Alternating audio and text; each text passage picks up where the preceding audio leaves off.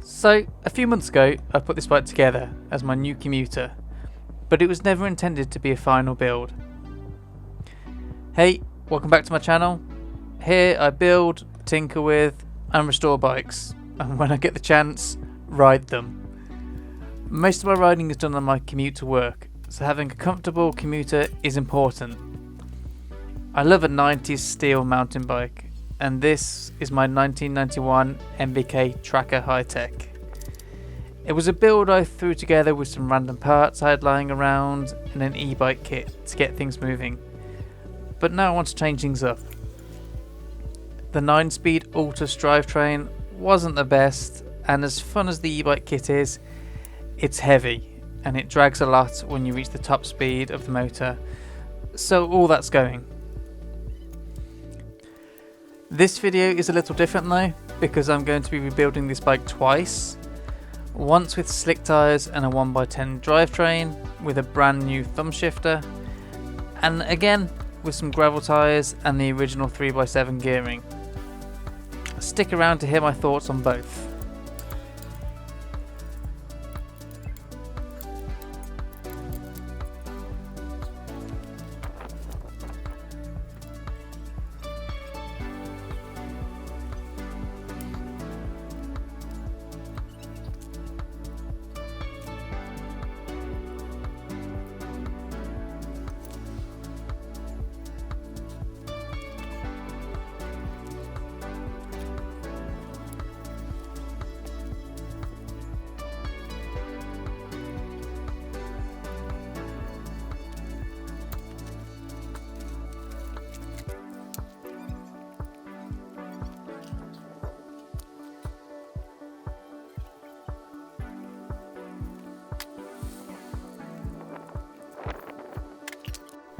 Okay, so this shifter is called the Thumbster, and I first saw it pop up on Instagram. It looked cool, and it was marketed as a way to use a 10-speed drivetrain with an old school style thumb shifter. So, I bought one. It's not exactly cheap, but hey, I wanted to give it a go, and I thought it would go great with a 10-speed XT drivetrain, and some of the original XT that came with this bike. If you're wondering what parts are going on this bike, check the description for a spec list.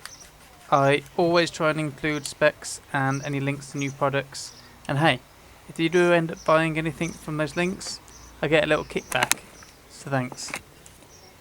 And yes, these cheap MX bars are a little tight, so have got a little scratched up already, but what I didn't expect to be tight were the brake mounts here.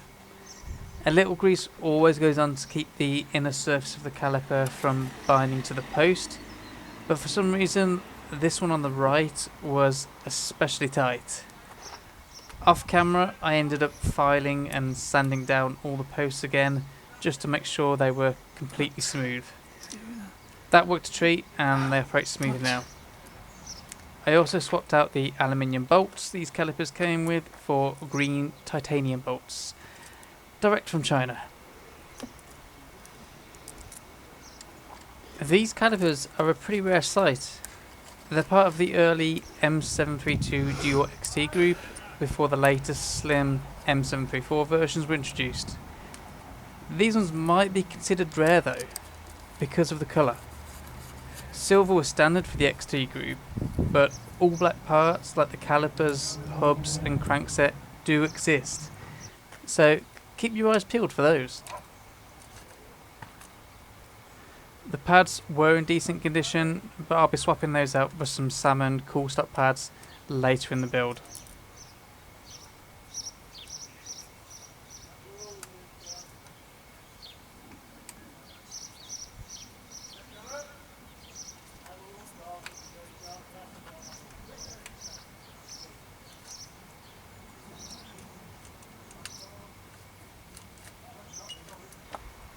For this build, I went with a 10-speed XT M786 derailleur, chain and cassette.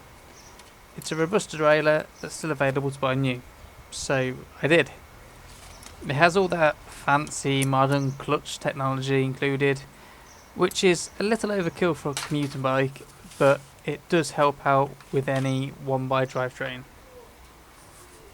As for tyres, I saw Craig at Second Life Bikes set some land speed records with these thick slicks, so thought I'd give them a go. They're a wide, fully slick tyre with a thick casing. I've used the Michelin Wild Runner before, so figured the wider tyre might be good for a bit of extra cushioning and speed. They went on these old Mavic rims really well, and no fighting them at all. The wheels are actually a leftover from an old build. They have a Shimano 600 front hub with a Shimano rear hub and Mavic hard anodized rims.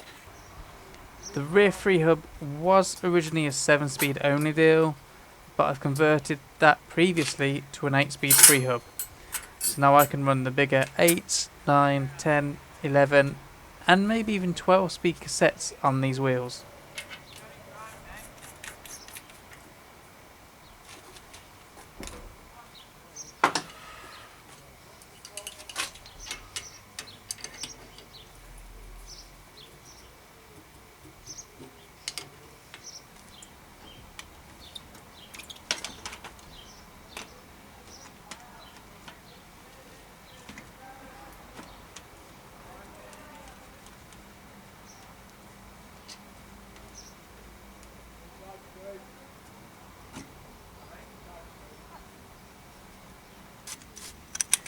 With the old build, I was using an old X-Age crankset, but with this build, I'm digging out a period M732 Deore XT crankset. So what better bottom bracket to swap in than an original, new old stock UN72. That's an original Deore XT bottom bracket, and it's in the shorter 118mm length. From what I've picked up over the years, the standard axle length for this crankset should be 122mm, but the 118mm option was available for bikes with the older 130mm rear end. Sort of the old version of standard versus boost, to give the correct chain line.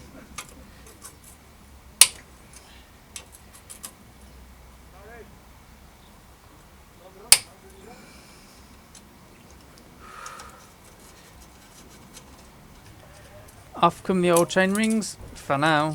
And after a little clean, on goes the new chainring. I'm running a narrow ride chainring from RSP. I think it was called the Cling Ring.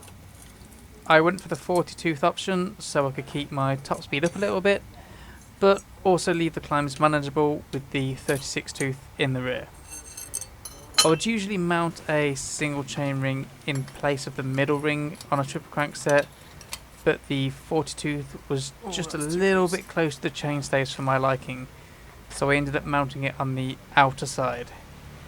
It looks cleaner, but it does mean the chain line is a little off. This place.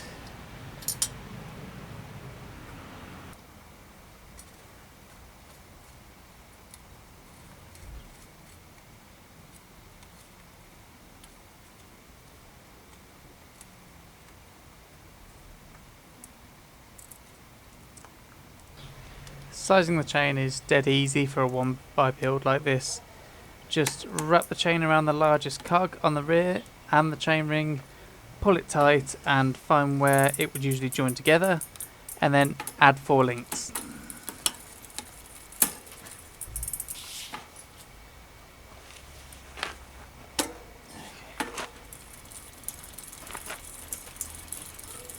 Now, this is where I ran into the first problem with my new shifter. For some reason, I could not shift through all 10 gears. No matter how much I adjusted the limit screws or the tension, 9 gears was all I could get. But this shifter was advertised for a 10 speed, right? Well, that doesn't have enough swing for 10 Well, speed. yes, but apparently somewhere it says that this is for a 10 speed road derailleur. Mountain bike derailleurs, in Shimano's case, pull less cable than a road derailleur. According to the interwebs, mountain bike derailleurs have a ratio of 1.2 for Shimano 10 speed, whereas road is 1.7. The Thumbster shifter has a port of 27.7mm, so whereas my XT derailleur could only move 33.2mm and get 9 gears, a road derailleur could move 47.1mm and get all 10, apparently. This was not clear at the time of buying the shifter and still isn't clear on the website, so it's something to be aware of. I still rode the bike as it was though. I wanted to give it a good go. I have to say, this setup is not for me. I'm still loving the bars, wide and tall, they are great for commuting. The rack is awesome and is great for carrying big parcels. Cantilever brakes still rock when set up correctly, but the tyres and the shifter are something I could definitely do without. Okay, well, the tyres are pretty decent, but for where I like to ride, they're not the best. I somehow got really unlucky on the first day of riding this setup, and a tube punctured within a couple of miles from home. And then, so did the backup tube I carry. There was nothing in the tyre at all, so I think I just picked up 2 dodgy tubes, because with a fresh tube, they were fine. Fast and smooth rolling, exactly what you'd want for a road going bike. But I change up my route and often head down the canal paths. And on one trip home, that almost resulted in me going for a swim. My front tyre completely washed out, but I managed to get my foot down just in time. But the worst thing is, it wasn't on camera. Now, let's talk about the shifter. Apart from only getting 9 gears, I didn't like the feel of it. It has a longer lever to help with having more pull, but that got in my way a little bit. Not only that, but I think as it sends, it's a little too light. The mechanism, that is. It's easy to shift through the gears, but I felt like it wandered a little bit. I got used to keeping my thumb near the shifter to hold it in the gear I wanted if I was laying down some torque, because on a couple of occasions, I almost went over the bars. It felt like, in that high torque scenario, the chain could pull on the derailleur, and then the derailleur pulled on the light mechanism, and it all slipped. I've managed to catch that pretty well on camera too. They wouldn't have been places that you wanted to fall off the bike either, so for that reason I decided to drop this setup and go back to the original 7-speed Deore XT with Thumbies.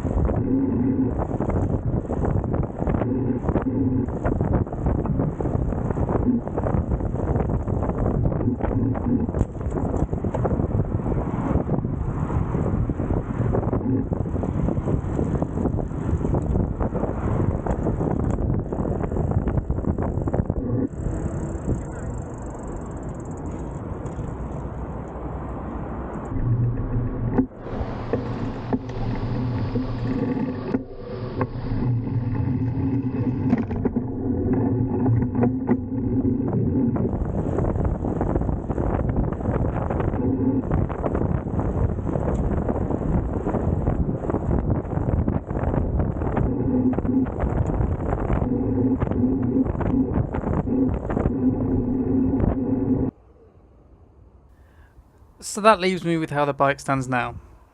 I don't have any proper footage for changing the components out again, because my camera only decides to film half the time now, and I seem to have lost most of that footage.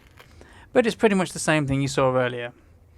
I've refitted the original XT chain rings, fitted a M735 front and rear derailleur, swapped out the Thumbster for some M732 XT Thumbies, and tidied up the front brake routing by drilling a hole in the front rack mount. I've also swapped out the tyres to some Panaracer Gravel Kings and fitted some old school crud mudguards. All in all, it's perfect for me. The tyres work well wherever I go, and the old 3x7 gearing has plenty of range. In fact, I don't think I've ever used the granny ring yet, but I've definitely made use of the larger outer and upped my average speed for my commutes. It's always good to experiment with your commuter rigs and find out what works best for you. And yeah, while I am a bit sad that the Thumbster didn't work out, I'm happy I got myself a comfy and reliable commuter that I've almost racked up 500 miles on already. Thank you for watching today. If you like this content, subscribe for more, and I'll see you in the next one.